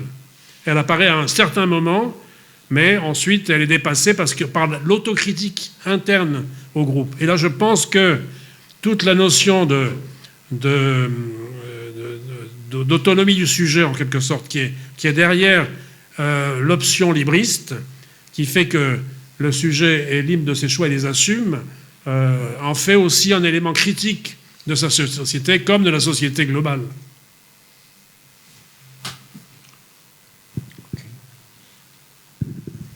Bonsoir à toutes et tous, Pierre Tzvalen, député. Je dois dire que je suis particulièrement reconnaissant aux représentantes et représentants des communautés religieuses dans ce canton pour la contribution qu'elles livrent à la cohésion de notre société. Et là, il y a un immense travail qui est accompli. Chaque fois que j'ai l'occasion de rencontrer ces responsables, féminins ou masculins, je suis admiratif. Mais c'est vrai qu'aujourd'hui, la plus grande communauté, appelons-la spirituelle, c'est les personnes qui se disent agnostiques ou athées. Et ça, les statistiques vaudoises le disent clairement. Les protestants, les évangéliques sont devenus très minoritaires en regard des catholiques, mais aussi justement en regard d'autres communautés qui viennent d'un peu plus loin, qu'il s'agisse de l'islam, qu'il s'agisse d'autres courants religieux encore. Dans ce contexte, moi, je ne suis pas inquiet par cette situation. Alors, on a dit, il y a une montée des spiritualités à l'échelon des individualités. Je pense que chacune et chacun peut y trouver son chemin. Ce qui est passionnant, c'est de voir que notre communauté vaudoise, et là je reviens à l'esprit vaudois, comment va-t-il, qui est-il? Eh bien, il est complètement différent, évidemment, de ce qu'il a été au XXe et encore davantage au XIXe siècle. L'esprit vaudois est façonné, justement aujourd'hui, par de nouvelles ethnies. Je crois qu'il faut le dire. Notre société vaudoise est l'une des plus ouvertes au monde.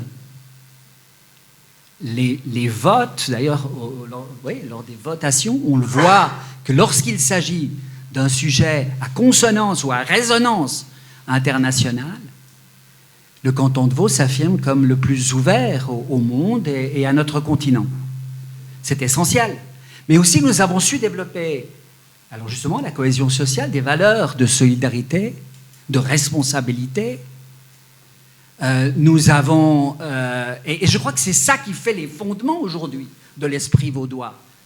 C'est ces valeurs qui ont été tissées, c'est vrai, par la constituante acceptée par les Vaudois au début du siècle, et qui sont encore aujourd'hui portées par des responsables, pas seulement politiques, aussi économiques, et qui permettent l'intégration des ethnies, des communautés religieuses, et qui fait que tout cela se fait autour de alors oui, cet esprit, ce consensus vaudois, qui fait l'admiration quand même en dehors de nos limites cantonales. Parce que tout cela se développe avec beaucoup de succès. Alors un succès économique, bon, ça c'est vrai, une prospérité assez fantastique, mais aussi par une sensibilité, justement, un respect mutuel qui se construit et qui fait que nous avons échappé quand même à toute une série de tensions. Je ne veux pas dire qu'elles ne reviendront pas, il faut être vigilant, il faut y prendre garde, mais nous avons échappé à toute une série de tensions, de conflits que connaissent, en tout cas un canton au bout du lac, et que connaissent à peu près tous les pays qui nous entourent. Face à cela, je trouve que l'esprit vaudois s'est construit, s'est révolutionné, s'est totalement réformé. Monsieur Roland Campiche, c'est vrai, mais qu'il nous permet de vivre dans une assez belle harmonie et le respect mutuel. Merci Pierre. Est-ce qu'il y a une question ou ça appelle un commentaire? Si vous voulez réagir à ça, vous pouvez. Donc, le 1er avril, c'était peut-être vrai. Peut-être qu'il y a un bon sens vaudois, alors. On peut toujours rêver. Je vous provoque. Non, mais je pense que par rapport à ce que vous dites de l'ouverture vaudoise, en particulier à l'exotisme, si j'ose dire, pour faire court, il est quand même nourri aussi bien par l'Église libre, je pense au développement des missions, et au département missionnaire dans notre canton. Il y a eu une préoccupation pour les peuplades africaines, voire maintenant pour l'Amérique latine, je pense au Mexique, je pense à Cuba, qui est quand même aussi une réalité. Enfin, dans le sens où les missions n'ont pas été... Justement, c'est peut-être la différence entre les missions venant d'autres pays. Les missions suisses n'ont pas été des missions colonisatrices. Elles ont été... Bon, petit sourire. Vous regarderez dans mon ouvrage la photo des missions de mort avec le drapeau suisse sur l'église de, je ne sais plus où, pas Kinshasa, mais enfin quelque part en Afrique, sur la mission libriste. Hein. Oui. Non, là, du 19e, oui. Oui, la colonisation, évidemment pas territoriale, mais spirituelle peut-être. Hein. Oui. Bon. Oui, mais on n'a jamais eu un envoi de missionnaires pour coloniser... Oui, d'accord. Ça, c'est vrai, oui. Faut quand même être... C'est vrai. Voilà. Vous avez détaillé dans les grandes largeurs, merci, les faits, à savoir cette violence au XIXe siècle. En ce qui me concerne, je serais intéressée de connaître les hypothèses que vous posez sur les causes structurelles. En particulier, de les hypothèses, est-ce que la présence bernoise sur 2 siècles et demi pourrait être en partie explicative de cette norme à laquelle on ne déroge pas, et si on le déroge, il y a de la violence. Une des hypothèses que j'aimerais vous voir éventuellement développer, ou bien voir si elle vous parle. Oui, alors non, la domination bernoise, certes, a réprimé les quelques tentatives d'autonomie qui se manifestent au XVIIIe siècle, mais d'une manière générale, on peut dire que le peuple vaudois n'a pas été très agressif ni vindicatif par rapport à la domination bernoise. Alors, au fond, cette date de 1818, qui est le départ de la violence et qui est le départ de l'expansion des communautés indépendantes, au fond, comment expliquer, vous dites, les causes structurelles, etc. Et je m'interroge là-dessus. Je n'ai pas réussi à avoir de réponse claire, même de mes collègues qui travaillent sur ces mouvements. Il y a une hypothèse, c'est la première, la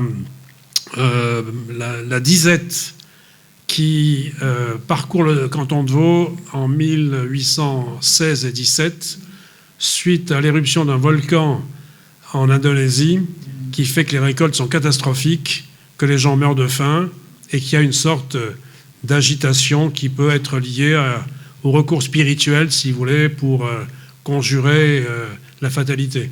Donc là, pourquoi pas, hein, ça peut être une piste parmi d'autres.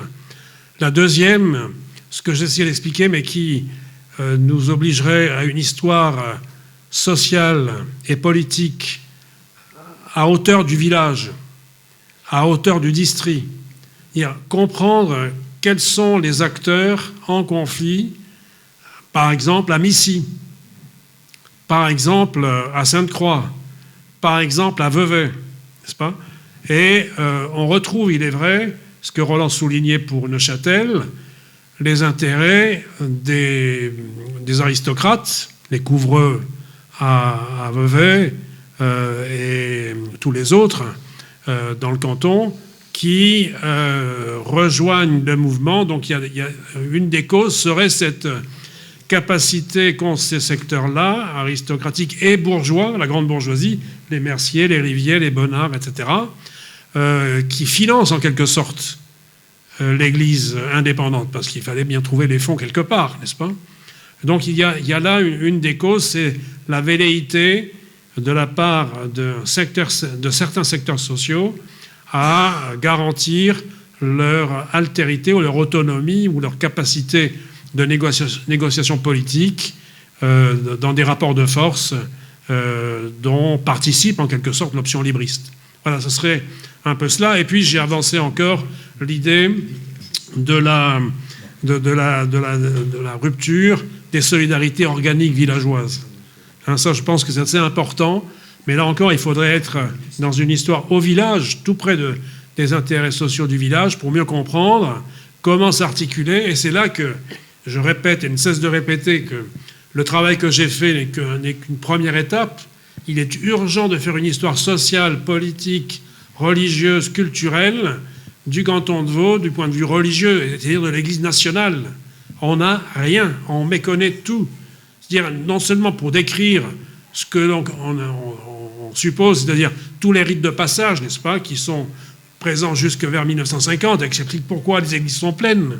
Elles sont pleines jusque-là parce que l'Église, fondamentalement, enterre, marie, baptise, etc. Elle ne tient plus le registre civil, mais elle est là comme garant de l'harmonie sociale, et l'État puise là-dedans face à toutes les possibilités de destruction du tissu social liées à l'irruption du socialisme.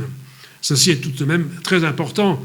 À la fin du 19e et au début du 20e, les rapports de force s'estompent de manière traditionnelle. C'est plus l'opposition radicale et libérale, mais c'est déjà un triangle qui inclut les socialistes et qui va en fin de compte nous conduire au PLR face aux socialos, écolos, ce que vous voudrez. C'est pas, on est dans ce schéma-là.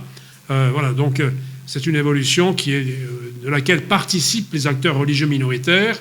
Maintenant, je parle de l'Église libre parce qu'elle a été vraiment structurée comme un mouvement d'une grande puissance économique, culturelle, religieuse, enfin, etc. Il n'en va pas de même pour les darbistes et les méthodistes qui d'ailleurs échouent, les salutistes qui seront décriés même par Madame de Gasparin, hein, c'est pas rien, vers la fin du siècle, et finalement les darbistes demeurent, et on met toujours en avant les grandes familles darbistes qui se sont enrichies grâce disons, à l'option éthique et puritaine qui les a caractérisées, mais au fond, du point de vue des changements sociaux, ils sont peu présents, me semble-t-il, sur la scène vaudoise. Merci beaucoup Jean-Pierre. Il nous reste de la place pour une question. Non, deux, alors deux, mais après, on s'arrête. Très brièvement, François Burnand, merci, c'était fantastique, on a appris énormément de choses. Dans l'histoire que vous avez beaucoup explorée, quelle est la part de la volonté d'un groupe d'hommes ou d'un seul homme à certains moments clés en comparaison de mouvements de fond plus sociaux qui réunissent tout d'un coup une population qui se met à se mettre en mouvement et à provoquer, par exemple, une église libre ou une initiative. Je m'explique en un mot. La réforme n'est pas venue dans le canton de Vaud toute seule. Elle a été amenée par les Bernois. Elle a été introduite d'une certaine manière de force. L'Église était un lieu de pouvoir, les pasteurs étaient investis d'un pouvoir, comme les régents, les baillis, les assesseurs baillivaux, etc. Et donc, l'autorité, à un moment donné, est intervenue dans la cristallisation de l'organisation religieuse. Et je m'interroge sur la capacité à ce schéma à se répéter aujourd'hui. Et monsieur le député nous faisait remarquer qu'il y a un esprit vaudois qui peut-être arrive à intégrer tout le monde, mais enfin, le religieux étant passablement absent de la société qui s'est paupérisée dans laquelle nous vivons, l'idée selon laquelle le religieux pourrait réapparaître, j'aimerais vous entendre sur votre sentiment d'où ça pourrait provenir. Soit d'une initiative et d'un leader, soit d'un mouvement de fond, un groupe, par exemple écologiste, parce que paradoxalement, les libéraux et les écolos paraissent socialistes, mais c'est peut-être eux qui ont raison dans le monde de demain dans lequel nous vivons et que l'obligation viendra peut-être simplement de là. Une réponse brève, Jean-Pierre et Roland. Alors, la réponse se trouve dans mon livre, dans la postface, c'est-à-dire en dehors de l'analyse historique. J'essaie de réfléchir précisément sur le contexte actuel et en quoi l'analyse que j'ai développée d'un point de vue historique sur ce qu'a été l'Église libre et le mouvement religieux, si vous voulez, minoritaire. Donc, dans le contexte de l'éclatement du religieux, de la montée de l'incroyance, etc., ce qu'on a dit, n'est-ce pas ? Eh bien, je considère que, au fond, l'Église libre est un modèle. Il n'est pas répété historiquement, intégralement, mais c'est un modèle pour l'avenir du protestantisme dans le canton de Vaud. C'est-à-dire que, vu l'effondrement des bases sociales du protestantisme, qui se manifeste tous les dimanches, ce qu'on a souligné, n'est-ce pas ? L'avenir ne peut être qu'à une minorité agissante et militante. Ceci se voit plus clairement en France, du côté de l'Église réformée de France, qui a une longue habitude de minorité agissante. Nous n'avons pas cette tradition-là, sauf dans les milieux de l'Église libre, qui se sont livrés en quelque sorte aux milieux nationaux en 1966, et il en a résulté une sorte d'effondrement aussi des perspectives qui fait qu'aujourd'hui, plus personne n'avait eu l'idée, sauf la Fondation des terreaux, de refaire une histoire de l'Église libre qui nous permette de comprendre d'où l'on vient. Mais pour l'instant, je n'ai pas trouvé de théologiens, de pasteurs, etc., qui nous disent où on va d'un point de vue religieux, si vous voulez, protestants. Donc je pense que là, l'idée de nouvelle réforme que Roland Campiche a à l'esprit me paraît important. Mais il s'agit de déterminer d'où est-ce que ceci va être mis en place. Ça ne peut pas être mis en place à partir de quelques intellectuels et de quelques faiseurs d'idées. Il faudrait un réel mouvement, disons, d'une minorité agissante, comme l'a été l'Église libre, mais une minorité qui ne soit pas une secte, qui soit articulée à la culture, qui soit articulée à la société et qui ait une structure organique de réflexion comme l'était la MOM. Je développe ça aussi dans mon livre. Enfin, je trouve que c'est là qu'est sans doute l'avenir du protestantisme, avec tous les bémols qu'on peut mettre, avec tous les risques aussi de perdre l'espace social. Mais en fin de compte, jusqu'à quand l'État financera 200 pasteurs, je crois qu'il y a aujourd'hui, n'est-ce pas, qui se précipitent tous les dimanches dans des églises vides. N'est-ce pas ? Voilà. Et de ce point de vue-là, il y a quelques critiques qui ont émergé sur une église qui est plutôt maintenue en survie que vivante. Merci Jean-Pierre. Roland, peut-être un bref commentaire, si vous êtes d'accord. Je pense. Oui. Je t'ai pas oublié, Virgile. Je pense qu'on peut se réjouir d'une certaine manière de la libération du marché religieux. Bon. Seulement, ça pose, je pense à neuf, la question de la responsabilité de l'État. Et je pense qu'il y a là, pour le moment, une lacune. Je crois qu'il faut maintenir, d'une certaine manière, en tout cas, un enseignement sur la religion pour que les gens soient capables de prendre une certaine distance critique. Parce que qui dit marché dit un peu tout, et son contraire. Donc, je pense qu'on doit donner aux citoyens la possibilité de de juger, jauger ce qui lui est proposé, et pas de le laisser dans une liberté totale en la matière. Merci beaucoup. Alors, vraiment, la dernière question, Virgile Rochat. C'est même pas une question, en fait. C'est d'abord merci, extrêmement enrichissant.